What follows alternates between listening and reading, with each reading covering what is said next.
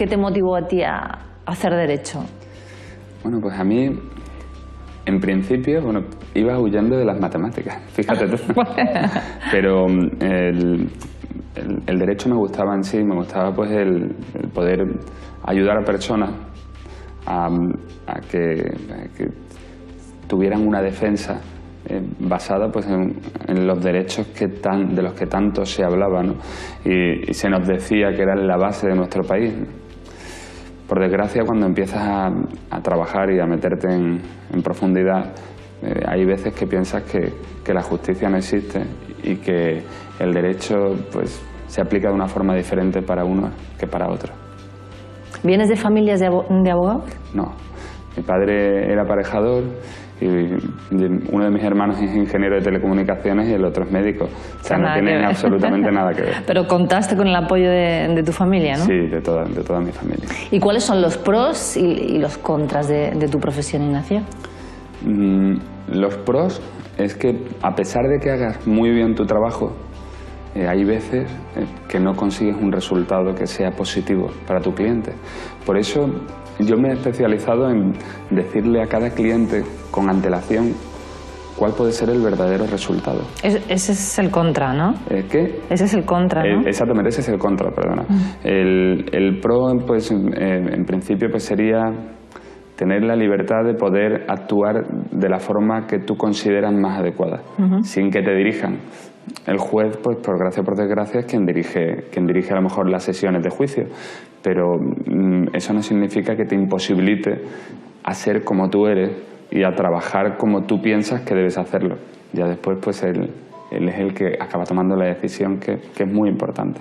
Y cuando a pesar de todos los esfuerzos se pierden casos, ¿qué se siente? Mira, tengo la conciencia tan tranquila en ese sentido, porque de verdad mi labor fundamental al principio, cuando conozco a un cliente, es dejarle tan claro que eso puede pasar, que tal y como he dicho muchas veces, no solamente pues ante cámaras de televisión, sino en el propio libro que una vez presentamos aquí, del que a lo mejor después hablamos, el cliente tiene que quedar contento no por un resultado, sino por saber que ha tenido una buena defensa y que ha estado bien protegido. Y es tan importante para nosotros, es ese primer contacto en el que se informa de todo eso, que normalmente tenemos clientes en los que no se consigue ese resultado, pero quedan muy contentos y esa es la mayor satisfacción que tú puedes llegar a tener. ¿Para ti la imagen es importante? Para mí la imagen no era importante. No era ni tener un buen coche, ni tener... De hecho, yo cuando empecé a ejercer no tenía coche. Yo cogí, vendí mi coche y me quedé con una moto completamente normal. Y uno de mis mentores, mi primo, al que aprecio mucho, José Carlos, pues me decía, la imagen es muy importante. Y por desgracia he podido comprobar que efectivamente lo era. No podías llegar a cierto nivel de cliente sin tener una imagen. Entonces, pues este es un trabajo en el que la imagen, pues, por desgracia, es muy importante. ¿Y qué habilidades se requieren para ser abogado? Para ser abogado, esta noche, fíjate, soñando, pues soñaba un poco precisamente sobre el tema de qué habilidades son las que tiene que tener un abogado. Yo pienso que la principal habilidad es saber actuar. Actuar como un actor. Porque la principal habilidad realmente es saber llegar a la persona a la que quieres llegar, que haya una buena comunicación, pero no solo con el cliente, sino con el juez. Hay que tener muy en cuenta que el juez a lo mejor ve muchos casos al día y como cualquier persona humana hay momentos en los que tiene que desconectar. Entonces, si tienes alguna forma de saber llegar a él, ese es el punto fundamental, conectar tanto con el cliente, con los testigos. El don de la palabra es muy importante. Y saber interpretar un poco, ¿no? Saber interpretar, saber llegar a todas las personas, a todos los tipos de personas, porque claro, como muchas veces hemos hablado, el vocabulario jurídico, entonces tienes que intentar conectar con todo aquel con el que tengas que tener ese contacto. Ese es el principal requisito para ser un buen abogado. Ignacio Francés es el director jurídico del bufete IFS Abogados. Entre sus áreas de trabajo está el derecho de familia, penal, laboral, civil, deportivo y mercantil. Otras especialidades son la violencia de género, las denuncias falsas, las negligencias médicas, accidentes de tráfico y las herencias. Entre sus casos, el llamado crimen de la Escalera, donde el acusado fue declarado culpable por un doble asesinato en Granada. El bufete en concreto es conocido por las causas penales llevadas a cabo en los últimos años, pero igualmente asesoran a grandes empresas.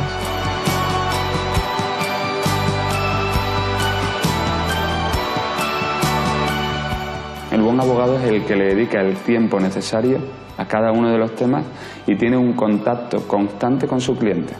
Y eso es muy difícil, porque hay clientes que te llaman todos los días. Si se acostumbran a eso, pues realmente los mal acostumbras. Ahora, eso es un defecto que yo intento quitarme y no puedo conseguirlo.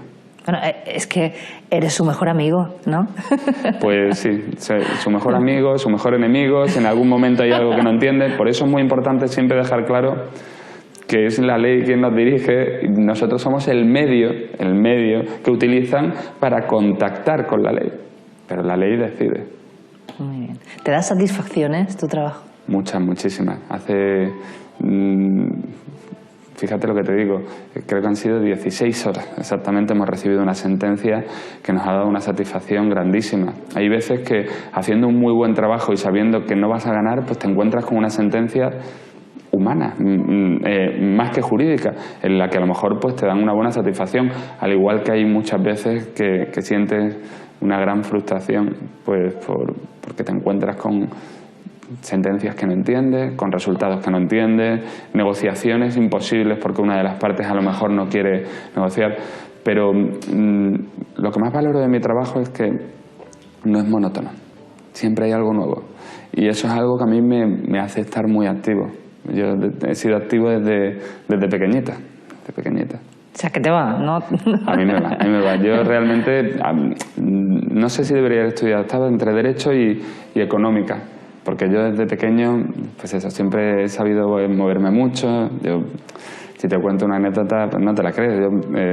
Lo típico, el niño que le compran una Nintendo, de estas antiguas, de hace 20 años, pues yo la vendí de segunda mano, conseguí más dinero, con eso me compré una consola un poco más grande de segunda mano con 10 juegos, vendí los 10 juegos por separado, y así fue pasando un año y medio, y con 14 años, pues sin que mis padres se enteraran, compré un coche que era, claro, no podía ni, imagínate tú, no podía ni arrancarlo, no tenía carnet de conducir, donde lo compré directamente, ahí lo dejé, claro, los 3 o 4 días se enteraron mis padres de que había comprado un coche y dijeron, bueno, lo has robado, no, lo había comprado, ¿no?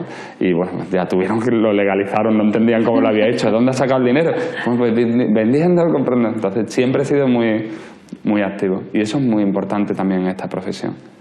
El pasivo lo pasa mal y consigue pocos resultados.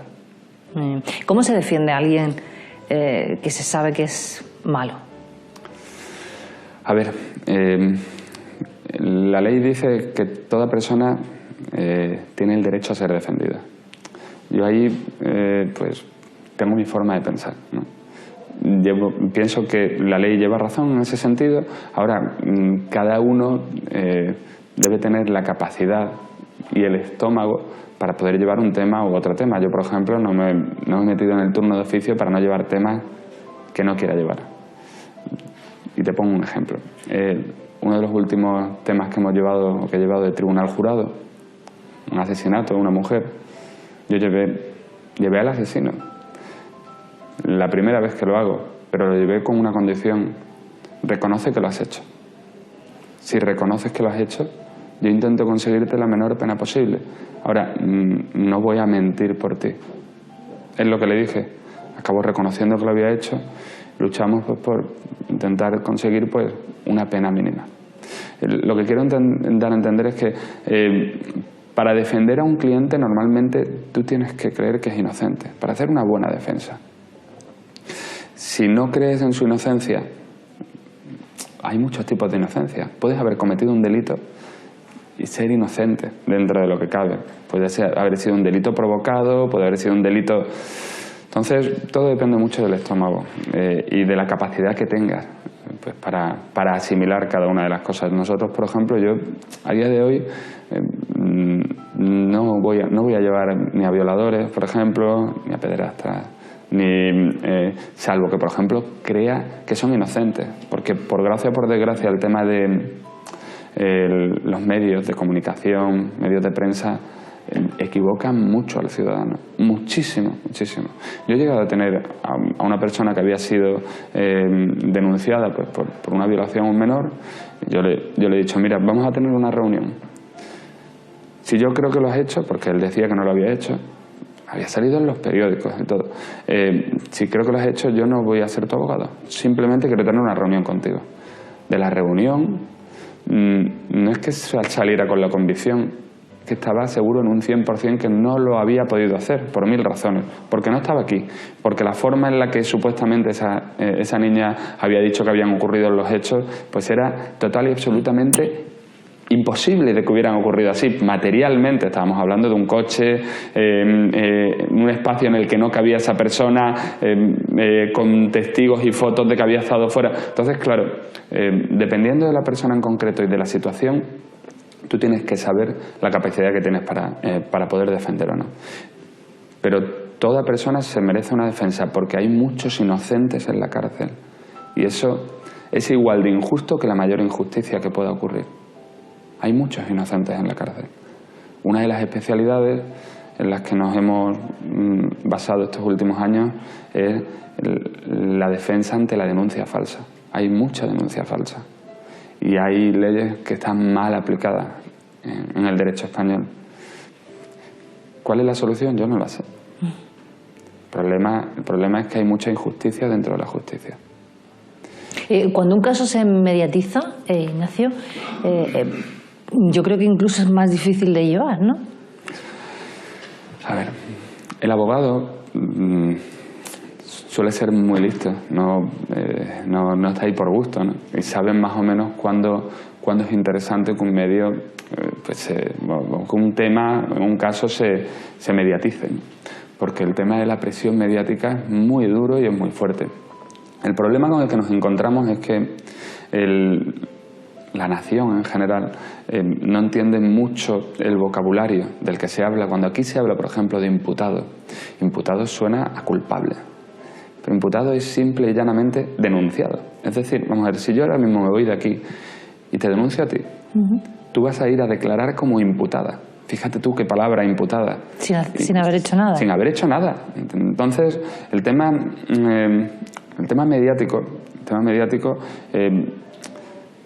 tiene el problema de poder convertirse o convertir a inocentes en culpables que después no son resarcidos por el daño que se les ha hecho. Yo pienso que deberíamos actuar con mucha prudencia. Mucha prudencia. Yo he llevado muchos temas que han sido muy duros, injustos y que han marcado de por vida a personas que no habían hecho nada. Entonces, yo como persona de la calle o persona de a pie, yo recomendaría no creer en un 100% todo lo que dice la prensa, pero la prensa muchas veces se basa en información, pero no es información certificada en un 100%, hasta que no sale la sentencia, hasta que no sale el otro. Una vez que salga la sentencia y que se informe sobre eso, valoren realmente la situación. Es un arma de doble filo. Ellos van a conseguir un titular fácil, ¿no? No, el titular fácil, yo pienso que se ha dejado mucho, y es una pena, el tema del periodismo de investigación. Ese que antes era muy habitual. Hay un programa de televisión, el Follonero, a mí me parece espectacular. Pienso que ese es el verdadero periodismo, con independencia de que también se puede hacer el otro. Pero ese es el periodismo que normalmente no suele hacer daño al inocente. Muy bien. ¿Cómo nace el libro Cómo sobrevivir sin saber de leyes, no? Pues mira, este libro, que considero como mi hijo, por decirlo de una forma tierna, es un libro que nace de las dudas que veo sobre todo pues en las personas. Yo suelo actuar de una forma muchas veces impulsiva, y eso es lo que yo creo que a mí me hace ejercer bien mi trabajo, ¿no? El libro nace de la cantidad de llamadas que nos hacen en los diferentes medios de comunicación en los que trabajo, de personas que están total y absolutamente perdidas, o a lo mejor que han perdido la fe en algún compañero, que ya digo desde el principio y desde el primer momento. Un abogado está ahí porque ha estado 5 años trabajando, una carrera muy difícil de trabajar, y que intenta hacer todo lo posible pues, para defender al cliente, porque realmente defender al cliente es defenderte a ti, porque al final el resultado es el resultado que tú has conseguido. Beneficia al cliente, pero también te beneficia a ti. Un día llego ya a mi bufete y digo, vamos a escribir un libro. Ya todos los abogados que tengo allí, me dicen, bueno, pero otra nueva idea. Yo tengo ideas casi todas las semanas prácticamente. Digo, sí, además vamos a empezar a hacerlo ya. Esa misma tarde se empezó a hacer el libro. Empecé a hacer, cogía mi mano derecha del bufete en el que tengo mucha confianza, Francisco, y le dije, mira, tú vas a hacer este tema, este y este otro. Yo voy a hacer 20 puntos, Violeta, tú vas a hacer 2 o 3 puntos, y empezamos a hacerlo y salió muy rápido. O sea, no, tú fíjate, quisimos editarlo nosotros y eso fue lo más complicado. Tardamos más en editarlo que en escribirlo. Escribirlo fue muy sencillo. Nos costó quizá un poco más, no a mí, porque yo ya estaba trabajando en todos esos medios de comunicación y yo ya tenía pues aprendido ese lenguaje que debía utilizarse. Entonces yo cada vez que hacían un punto lo repasaba. No, pues, claro, yo decía, esta frase es inentendible para una persona normal. Y bueno, pues eso fue un poco lo más complicado, pero la satisfacción de la venta, no del beneficio. Un libro cuesta 10 euros. ¿No? Beneficio económico prácticamente no ha tenido. Lo que sí ha tenido es un beneficio sentimental y emocional. Y bueno, pues a raíz de eso pues ya se nos han pedido muchos artículos. Ahora mismo estamos haciendo un artículo para Noticias Jurídicas. Yo lo recomiendo a todo el mundo. ¿En qué áreas de la abogacía te mueves? A ver, mi bufete se ha hecho muy conocido en 2 áreas en concreto. Una de ellas es el tema penal, porque ha llevado muchos temas penales de interés pues mediático a nivel nacional, y el tema de el divorcio y también la denuncia falsa en violencia de género. Eso no significa que no llevemos, no hay nada peor que un maltratador. Si yo pudiera, yo aplicaría la pena máxima al maltratador, por cobarde y por ser cualquier cosa menos una persona humana. Ahora bien, por lo que yo he podido ver, hay muchas denuncias falsas en violencia de género, muchísimas. Esto es algo que se dice y directamente se te echan encima, literalmente. Yo tengo pruebas de ello. Tengo sentencias, tengo declaraciones, tengo hombres que han sufrido noches enteras en calabozos sabiendo, pues, por ejemplo, que lo que ha ocurrido es algo radicalmente diferente, viendo la policía el vídeo de lo que ha ocurrido, viendo que era inocente esa persona pasada la noche en los calabozos. Entonces se ha especializado mucho en el divorcio, representando a la mujer y al hombre, en la violencia de género representando a la mujer y en la violencia de género falsa representando al hombre. De hecho, ahora mismo pues nos llaman desde todas partes. La semana pasada estuvimos en Tenerife en un juicio, la anterior en Barcelona y La Coruña, la anterior no paramos de movernos. Ahora nos han llamado desde México para que llevemos una representación en Sinaloa. Nos han venido también desde Israel, fíjate tú. En Palermo estuvimos hace otros 7 o 8 meses. Se ha hecho una referencia a nivel nacional, sobre todo en derecho de familia. Conseguimos una de las primeras sentencias hace unos cuantos años ya, concediendo también la custodia a un padre dentro de la sala, siendo la madre también progenitora idónea. Entonces, bueno, pues eso también hizo un poco el que se creara un poco de jurisprudencia y a lo mejor pues en ese sentido se contactara más con nosotros. Entonces se ha hecho muy conocido por el derecho de familia y por el tema penal que tanto se lleva, aunque lo que no saben muchas de esas personas es que llevamos muchísimas empresas y sobre todo empresas malagueñas que tienen ahora mismo una gran difusión a nivel nacional. ¿Qué caso de los que has llevado te ha impactado más? casos que haya llevado que me han impactado. Es que hemos llevado tantas mucho. barbaridades. Pero ¿habrá alguno, Ignacio, que...? Bueno, hay uno que me impactó, pero fue más por la barbaridad, la ocurrencia y la forma de engañar. Además, yo colaboré con la unidad del grupo de fraudes y estafas de aquí de Málaga. Colaboramos muy a menudo. Y bueno, pues colaboré incluso en la detención del estafador.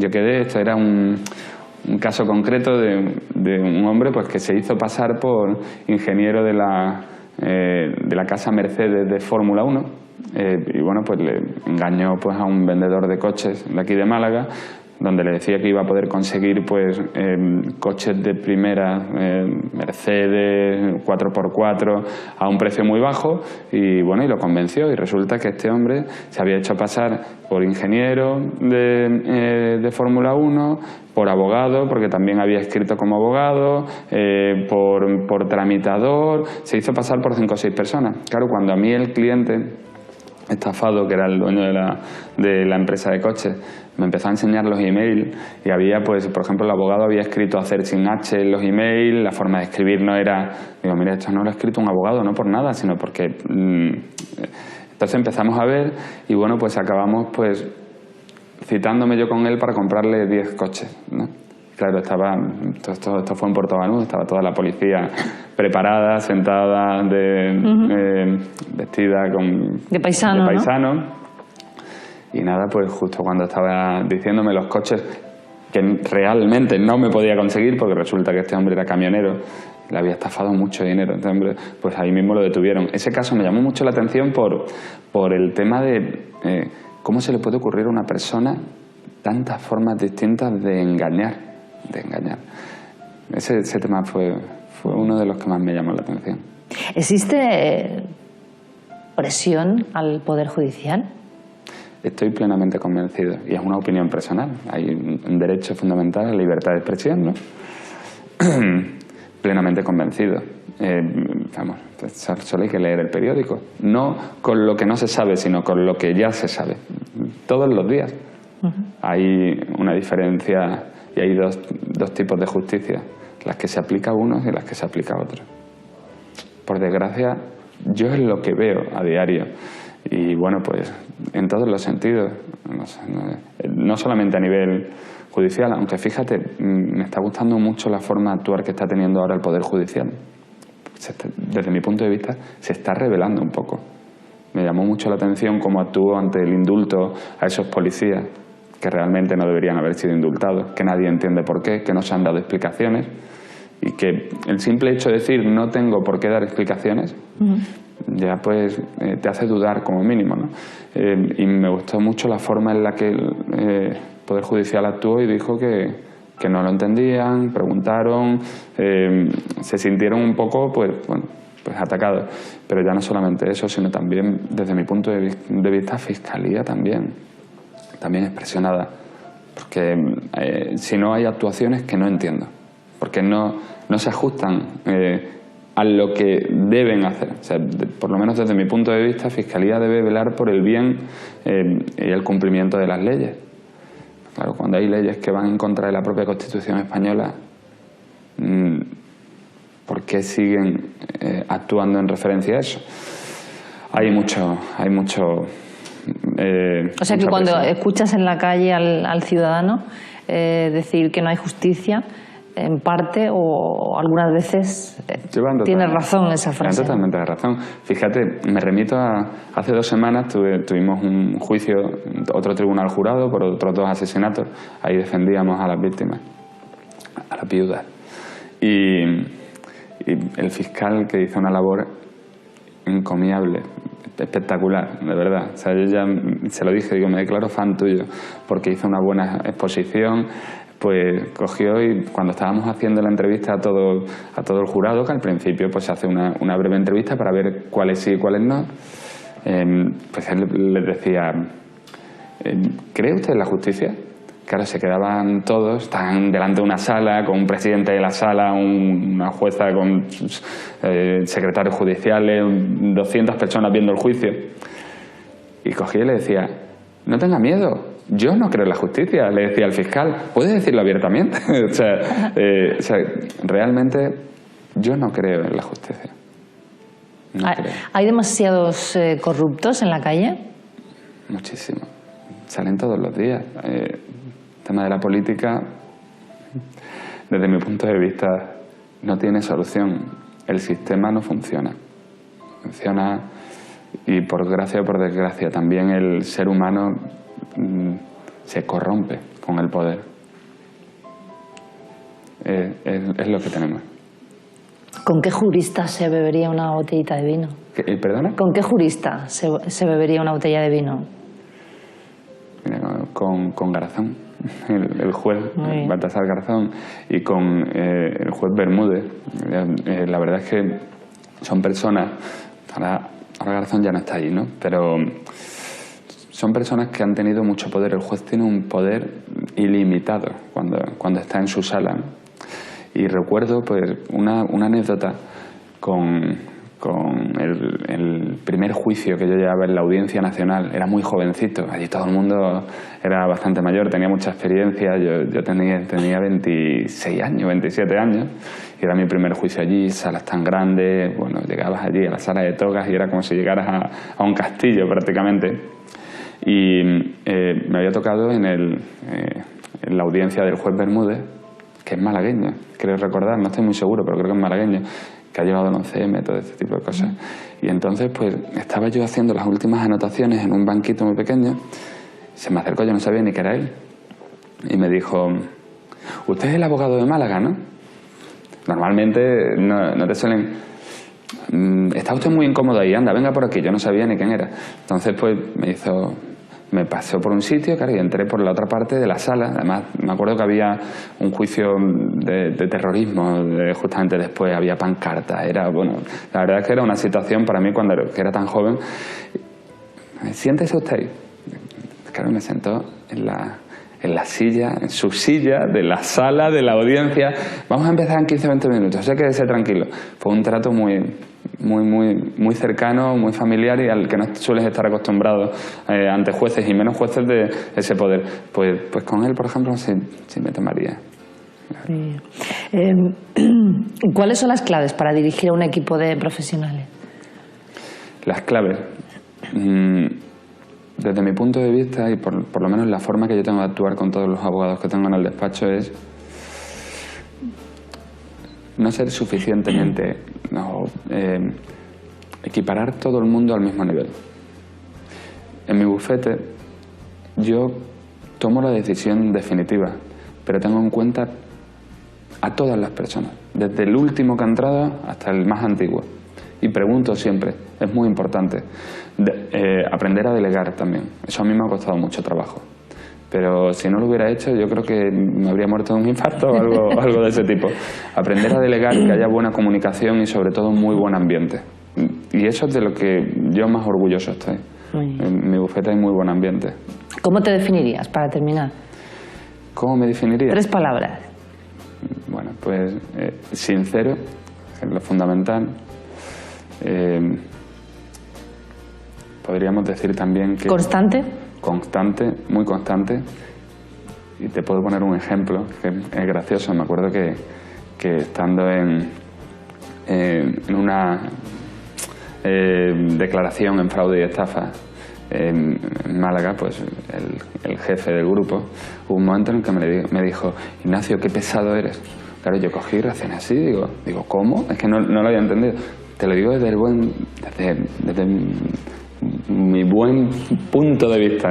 Dice, fíjate a lo que me refiero. Entonces sacó su cartera y sacó una tarjeta mía. Dice, por si algún día me pasa algo. Sé que vas a estar ahí hasta el último momento insistiendo, ¿no? Fue un halago. Al principio me molestó, pero después fue un halago. Entonces, constante, sincero y, sobre todo, muy activo. Muy activo. Y un deseo, para terminar, un deseo relacionado con la justicia. ¿Cómo te gustaría verla en un futuro? Me gustaría verla despolitizada. Gracias por estar aquí. Gracias a vosotros.